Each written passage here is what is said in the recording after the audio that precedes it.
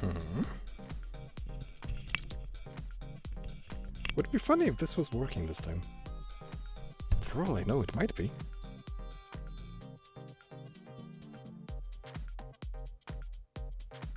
I mean, looks solid enough. We might be live. Welcome! Welcome to Merry Fanfiction Adventures. Fanfic Adventures. Fun... Yes. Place where we do stupid things to very old pieces of writing of random people. Yes. There have been many episodes before this one, even though this one is titled Episode 0.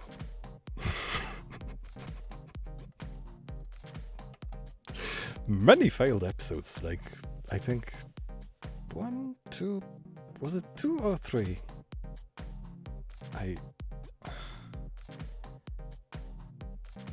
I think there were 3 if we count like some. I don't remember what the first one was about. Yes. So today we will be looking at. I actually have no idea what. Stream is. Yes. You know, I love the notion that I seem to have like 2 concurrent viewers like before I started talking and then it dropped to 0. Oh yes, that's... I find those little things delightful, but never mind. The number of viewers actually does not matter. We're gonna go with the show anyway. For posterity, yes. So that the experiment is complete. So, page 30... Wait, are we on page 38? No, we're not on page 38. See, page 38 contains 2 things that we already did read. I mean, kind of. Yes, well, in the non-existent previous episodes. Page 37, on the other hand. Yes, we're going from the oldest. Because it's like with wine. Fine wine. That sometimes turns out to be like a little bit poisonous. War on Zen, I remember that. That is one that I actually dabbled in before this. Pretty much like a year ago.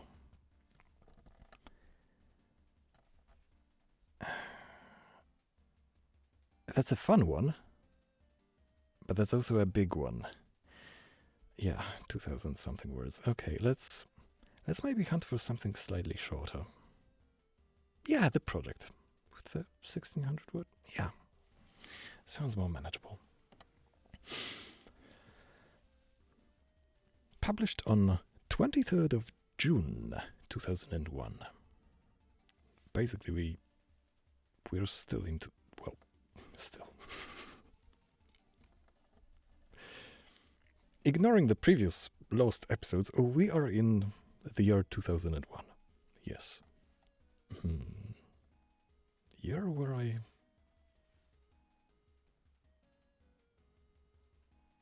think I played Counter-Strike at that time. But that was the brief time when I actually played Counter-Strike online. Yes. The project, Zen Crisis. Let's see.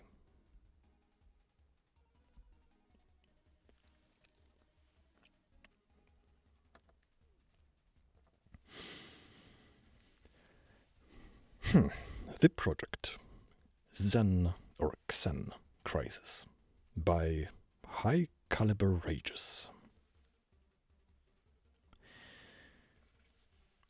The incident is occurring all over again. Pardon me. The incident is occurring all over again. During a school field trip. And the Resonance Cascade portal seems to have brought new warriors into these 4 days of alien killings, military containment, and horror. Stay tuned and find out who our guests are. That's horror adventure. Okay.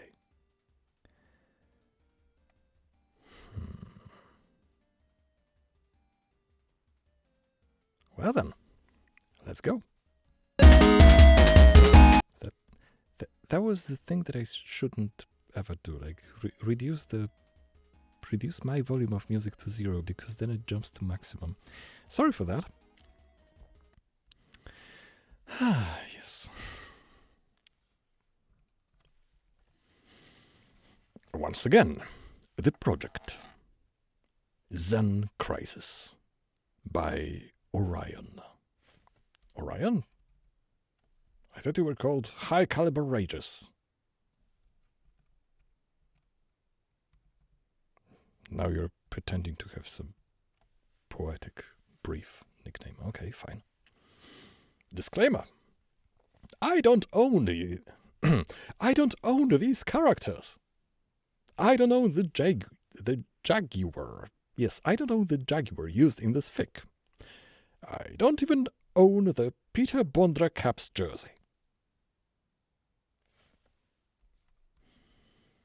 A-N? What is A-N? Never mind. This is a fic that implicates a lot of my favorite video game heroes in their own POVs.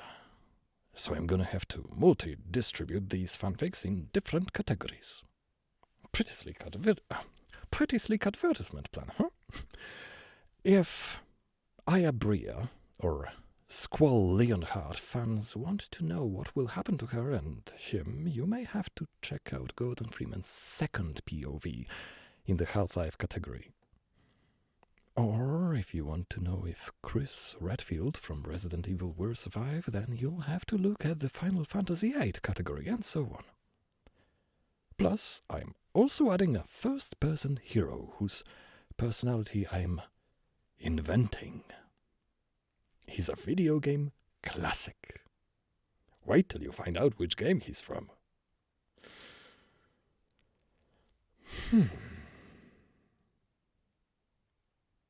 Chapter 1.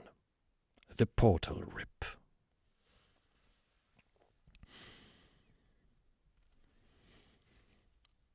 Sheila Hutton, Robbie Nelson, Philip Cromwell, Max Reinhardt, Erica Logan, and Becky Wakefield were all students on a field trip to the outer areas of the Black Mesa testing facility.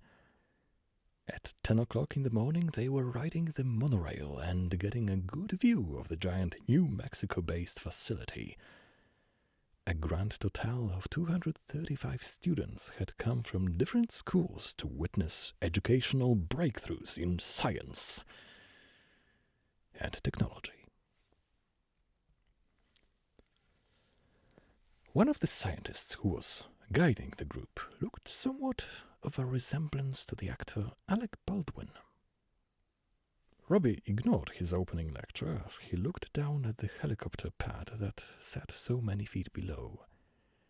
Sheila was talking to another one of the scientists. He was brown-haired, a young adult with a neatly trimmed beard, wearing a pair of stylish Armani glasses. He was showing maps of the place as Sheila continued to ask questions ecstatically. The man could only give a certain amount of info for security reasons. Robbie's dad worked for the government. That was how he knew the basic idea of security. The scientist Dr. Jeremies led the group on a tour. He stopped at the bionics test lab, waiting for the security guard, Barney Guthrie, to wake up at his post. Sorry, sir. He suddenly burst into a laugh. Looks like someone's got a babysitting duty. Lucky for me, I have low clearance, so I won't have to guide them everywhere. Oh, shut up, Barney. My clearance is just as cheap as yours. Oh, is that so? Then how come your salary is still... He paused once he saw the kid's interest spark up. This was a question they always asked an employed special guest. Barney kept laughing as he punched in the code to open the doors. The tour was pretty fun. It lasted I'm great today. It lasted an hour, and the rest of the time was lunch in the cafeteria. Then playing around, though not inside dangerous areas of building. Whether you had an interest in science tech or not, still the trip was worth signing up for. They saw the machines at work, the making of bioweaponry.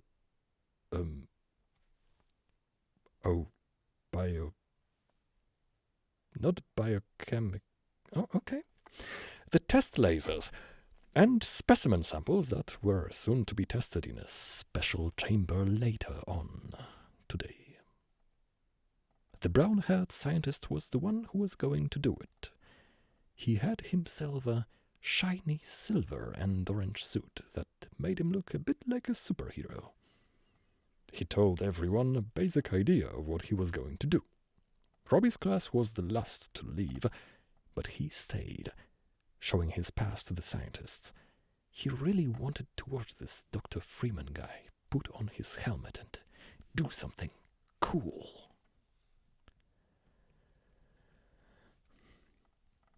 The job he did looked pretty awesome. Giant laser beams made the room begin to glow.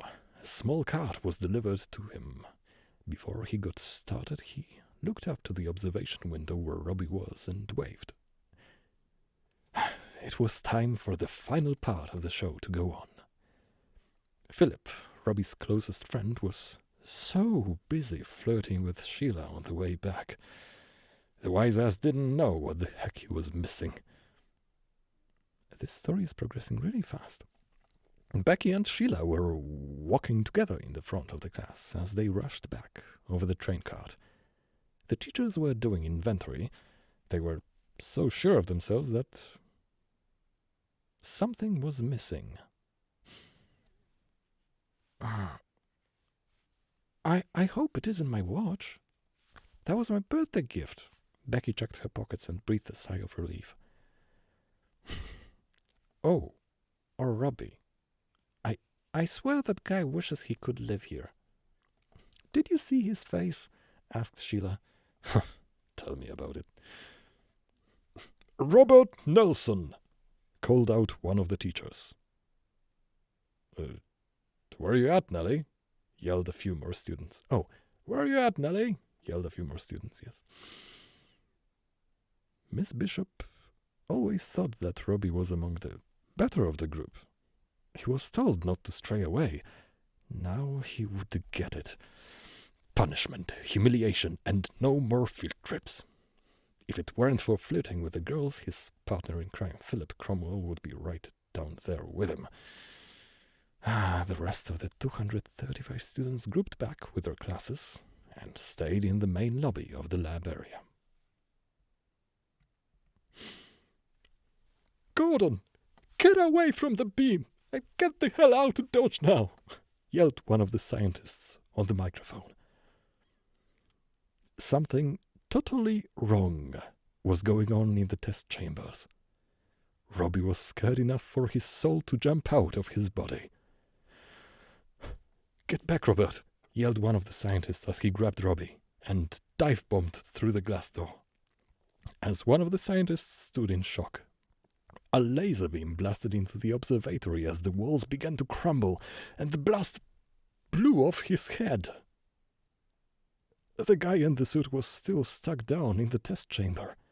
The loud banging of the test chamber doors could be heard as these weird, nasty-looking figures began falling from the sky.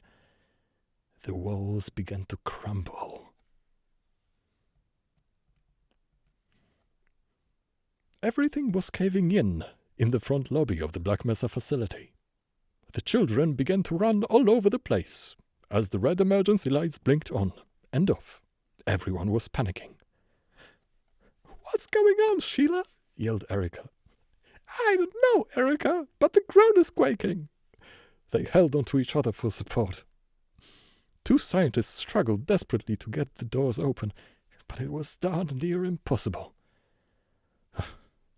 "Calm down, guys, it's okay," said a security guard, coming to aid everyone. The teachers themselves were too scared to call order in the court. The lights began to flicker on and off as the security guard got on his radio. The destruction of the lab continued as everyone began to bang on the front doors to get out. Everything went black. Robbie found himself in a dream. He awoke to another world. Everything was destroyed. Scientists lay on the floor dead. Their blood poured in dark red pools on the tiled floor. Robbie screamed for someone to come and help. He ducked as a red laser shot out of the wall, cutting one of the corpses in half. The guard's organs fell onto the floor. Robbie just made it out as one of the vault computers hit the floor, missing him only by inches as another explosion burst out. He ducked and rolled forward, a good distance away from the blast, then ran through the halls, hoping he would find help soon. Ah! Erica screamed as the nasty little creature began to walk toward her. It had just bitten off the head of a scientist in the main hallway and jumped immediately for her. She ducked to miss it, but Dr. Jeremy's was out cold with one of crabs attached to his head. She bent over to look and see if he was all right. The crab that had attached itself to the doctor's head spluttered out blood as it chased after Erica right near a bookcase that Becky shoved down upon the horrid crab, killing it instantly and pulling Erica out of the way. Sheila looked around for any other classmates, but there were so many of them dead from either their own shock or the legion of headcrabs that milled through the hallways. "Duck in here!" yelled Sheila as she pulled her girlfriends into another room to take cover. They wouldn't be safe forever in there, but in the dark of this room at least no one could see them. The Black Mesa administrator. Dr. Klein smiled to himself as he walked through the office complex, seeing the three girls duck into a room. Everything seemed to be going according to plan. He knew he had screwed over his employees, but he also knew it was necessary. He had bigger things to worry about now. He remembered how Jeremy's begged on his shoulder for help before he died. It was sad seeing him squirm around as the headcrab began to suck blood out of his body. But he didn't care all that much for Jeremy's. The students, though, they were here, and probably some of them had the nerve to snoop around where they weren't supposed to. Well, he would have to make sure that nobody got out alive with any type of knowledge that they weren't supposed to have.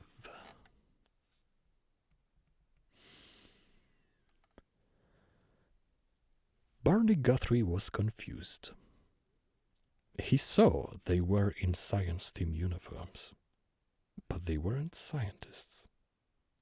They were monsters, with nasty-looking heads. He had forgotten that he had to stay armed, and was regretting it as he ran down the halls looking for anyone that might still be alive.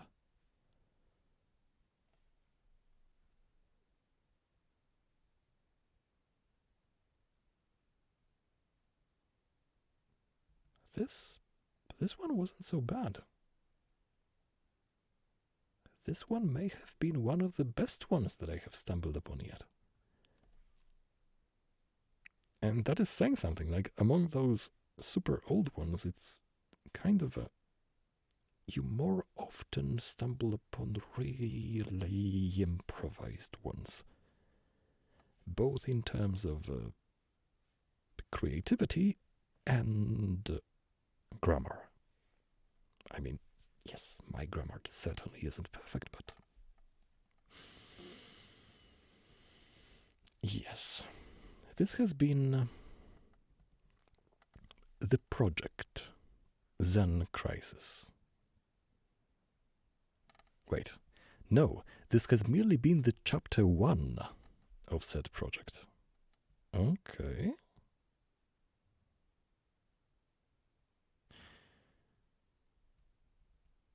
I should probably check if High Caliber Rages uploaded the remaining chapters.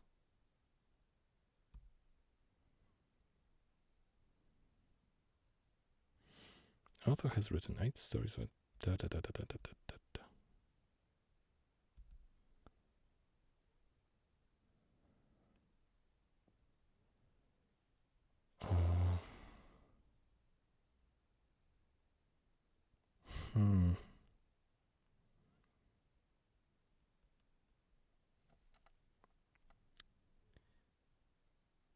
Kinda doesn't seem that way.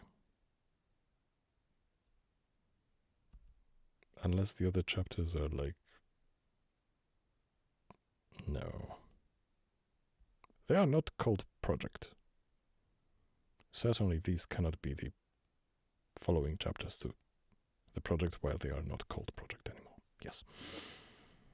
Okay.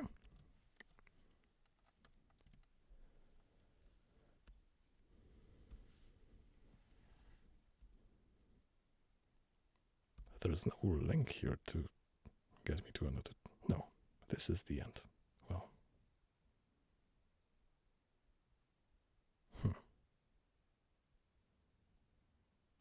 I mean, I'm kinda sad when I see something that attempted to be a beginning to something, teasing a follow-up,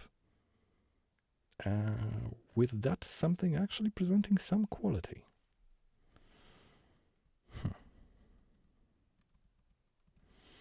Oh well.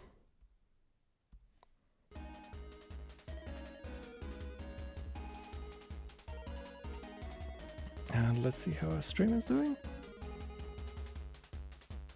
Wait, no. Wrong tab. This one? Well, it seems to be alive. We seem to have gone for 23 minutes. And maybe, just maybe, I should actually call it a night already.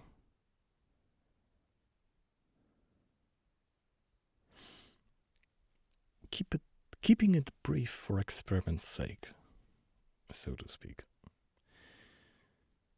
Yes.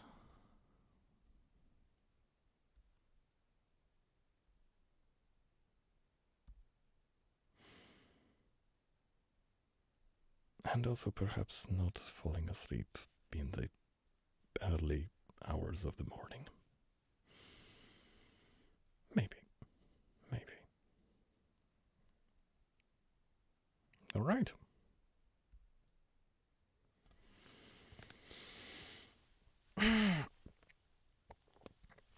This has been Merry Fanfic Adventures, episode 0 or 0.2?